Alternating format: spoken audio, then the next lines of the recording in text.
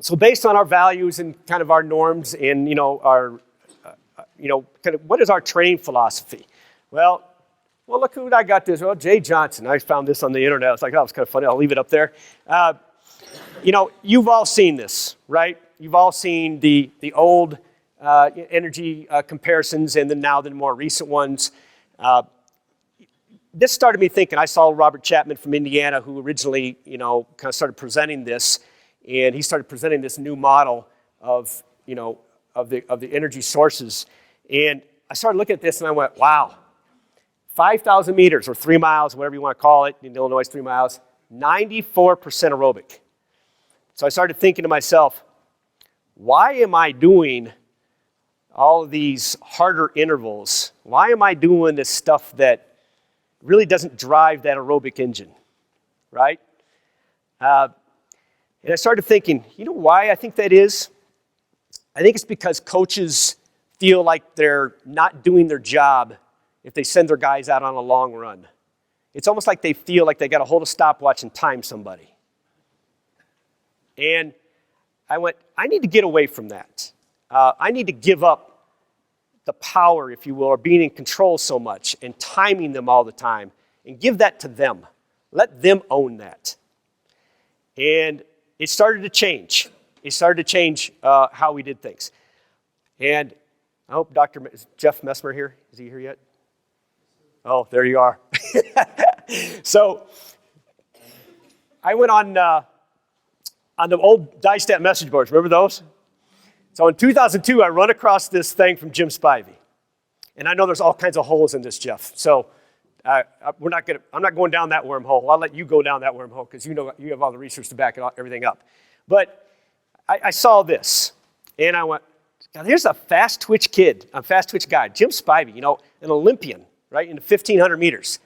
And he's saying, wow, I'm not going to do as much speed work because that's compromising his aerobic capacity. And here's the second part of it. Now, I know there's holes in this because I actually talked to Dr. Barnes up at Grand Valley. He's an exercise physiologist from New Zealand. And he and I talked on the phone about this just the other day. And there's lots of questions that we need answered in regards to what does the speed mean, what was he doing, how much rest, we can go on and on. But the bottom line, he started to convince me, wow, our training needs to be more aerobic, along with that chart that I just showed you. So that's the premise that we started going off of. And that forms the philosophy of our training. And I'll start with the summer.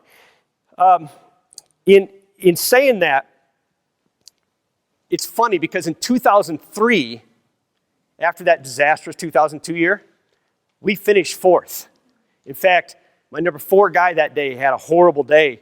We would have placed 2nd had he done what he did at sectional the week before. And I went, all right, I got this figured out, right? But then the next 2 years, I really didn't have the horses. And I went back, I reverted back to the intervals, the consistent intervals. Now, when I talk about an interval, this is how I define it. An interval to me is running at about race pace with equal amount of rest, right? So I kind of went back. I felt, wow, these guys, they're kind of lacking talent. They need more intense, work. I don't know if that hurt them. I don't know we didn't place very well those next 2 years. But, I kind of reverted back. And then finally, I got this horse named Chris Derrick, right? And I went, and he, by the way, Chris Derrick, 100% slow twitch. I mean, Jamie knows this. He could not break 30 seconds for a 200, I think even into his sophomore year. I mean, it was bad. He did not crack 2 minutes. I'll show it to you tomorrow, I think until his junior year in an 800. I mean, he was slow as molasses.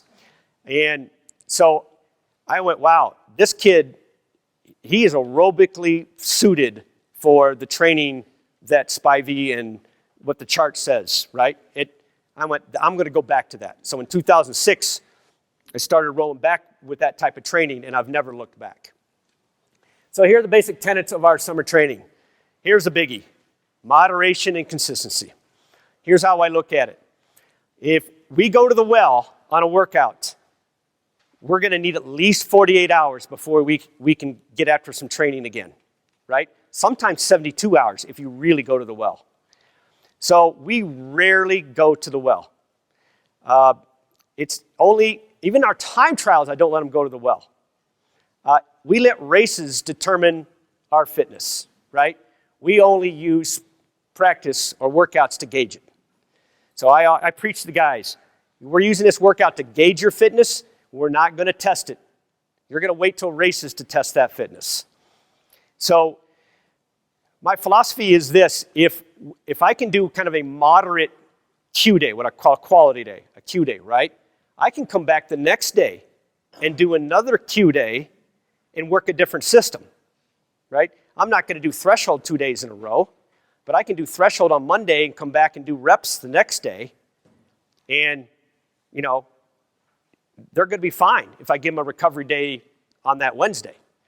So really kind of our workout schematic is, you know, we have 3 Q days during the week, and we have 2 kind of what I call maintenance days, or more moderate training. And then we have our 2 complete recovery days. And when I say recovery, I mean it's recovery.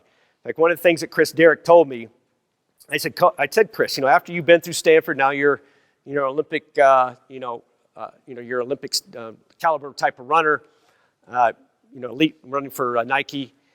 You know, I said, what are some of the things that we did in high school that you think really are basic tenets of what you do today, and what do you think really worked? And he said, the first thing he said to me is like, when we did a recovery day, it was a recovery day.